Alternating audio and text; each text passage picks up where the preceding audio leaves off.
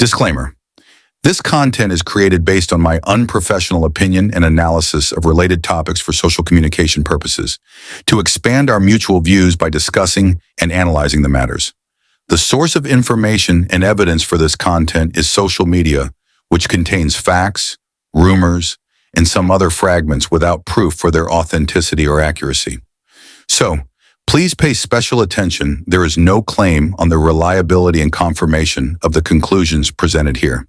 Hi everyone, I hope you are doing great and enjoying your life to the fullest.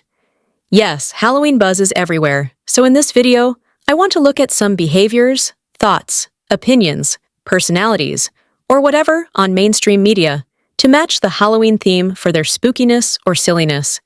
You get to decide whether they come across as spooky or silly. Let's get into it.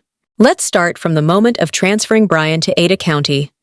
Please watch and listen to a narrative in mainstream media. He founded Wall Street Prison Consultants. He knows what Bryan Kohberger is experiencing tonight. Like I said, Larry went to 11 different institutions. Every time you transfer, Larry, and you're coming into a new institution, what is it like from the inmate's perspective? Like, take me to Bryan Kohberger's view and what he's doing and thinking right now. Well, he's starting over. I mean, you go to a new place, it's new people, new routine, new correctional officers. You know, what the officer you had on before me said was correct, that he's never going to be in general population. This guy is going to be living in a cell, high security for the rest of his life. He's not going to experience any type of real social interaction with any of the other inmates. So every little noise he hears is going to get to him. He's not going to have a lot to do. He's not going to have TV. Essentially, he's like a vegetable in there. And this is a hoax. Moving him to a new place, he is internationally known. They said in the old jail that it was a mob mentality in Leda County. Well, what does he think is going to happen in this new jail? Everybody knows him. Everybody knows him, I don't know, throughout the world. It's going to be probably the same prosecutor. It doesn't matter if the judge changed. It's the same charges. He'll get the same sentence. I don't see any value in this move. I mean, Leda County, I think it had 24 cells. This jail has about 1,100, and the high security wing where he's at has like 88 cells. So he may be shouting things across to the other inmates, but he's probably keeping his mouth shut.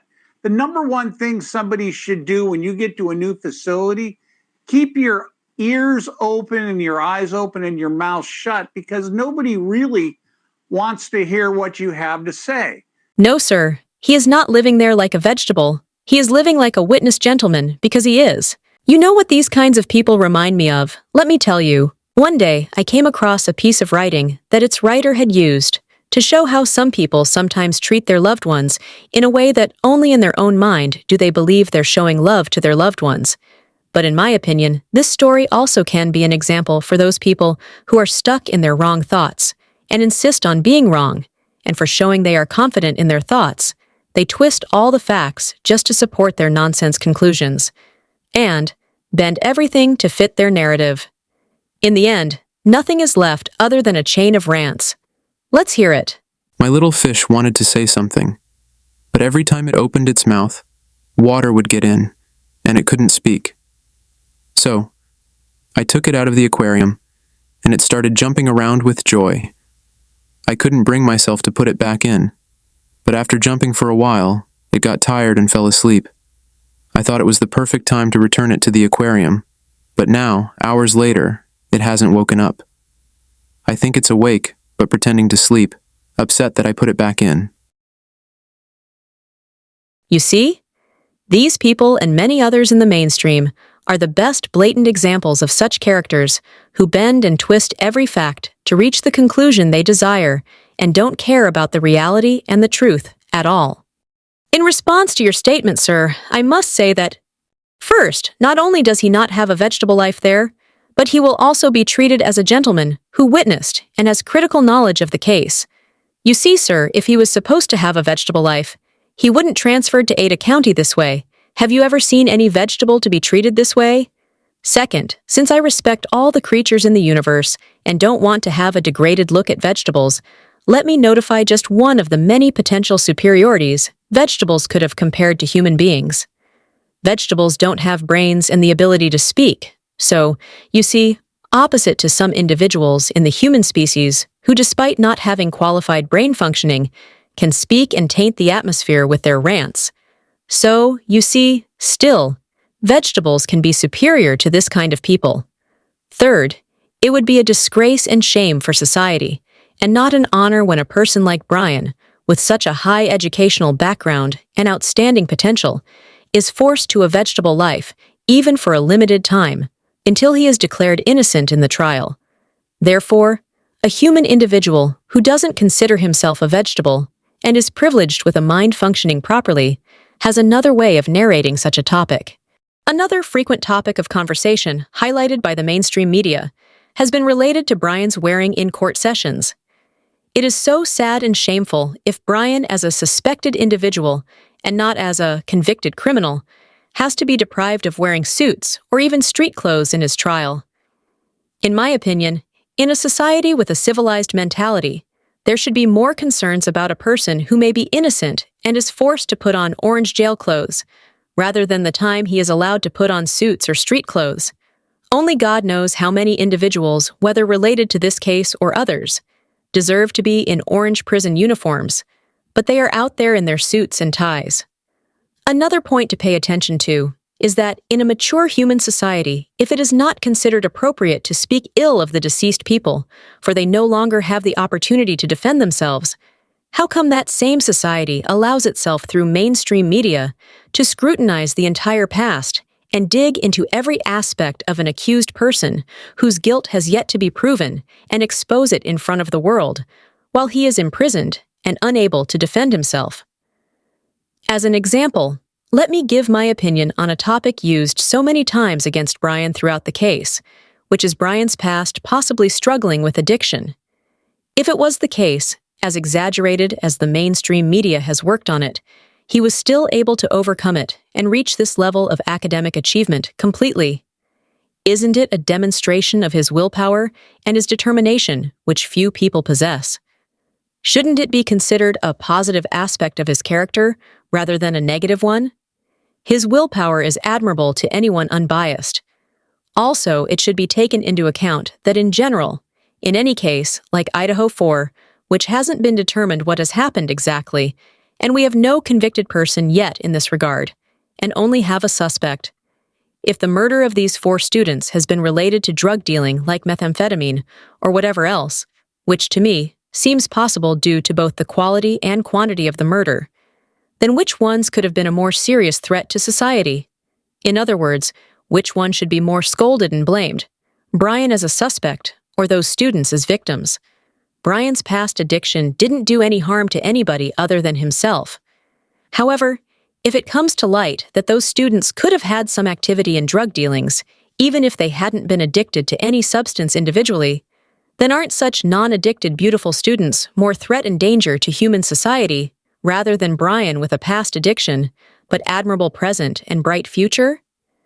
Isn't it possible that Brian is an innocent person whose guilt hasn't been proven yet, and those students whose innocence hasn't been proven yet are guilty? If they hadn't been murdered, and if their activities were proven illegal, then they were the ones who had to be in orange and shackles. I'm not trying to judge or condemn anyone without evidence, but to see the case from different angles. In short, I want to say that those students are just as innocent as Brian is guilty until the trial is held. Let's wait and see the trial. So, because Brian's possible guilt and the students' possible innocence come to light at the trial in the future, then why should Brian be attacked and treated negatively and the students' image be treated differently? Only because they are murdered, nobody should criticize them on the excuse they can't respond. Is Brian able to respond to any of the viciousness and maliciousness targeting him and his respectable family through mainstream media and many people? The students are referred to as beautiful when they are talked about, which is proper behavior. However, when it comes to Brian, even his mugshot is manipulated through the photographic lighting angles and other elements to create a negative impression of him. But why? I don't mean the students should be considered guilty and everybody should talk ill about them, but I mean this caution must be taken regarding Brian too, because nothing is clear yet. Anyway, many unfair reactions have been taken against Brian intentionally, which I try to make a video of later. But to me, fairness and justice can be the best criteria for a mature person and a civilized society.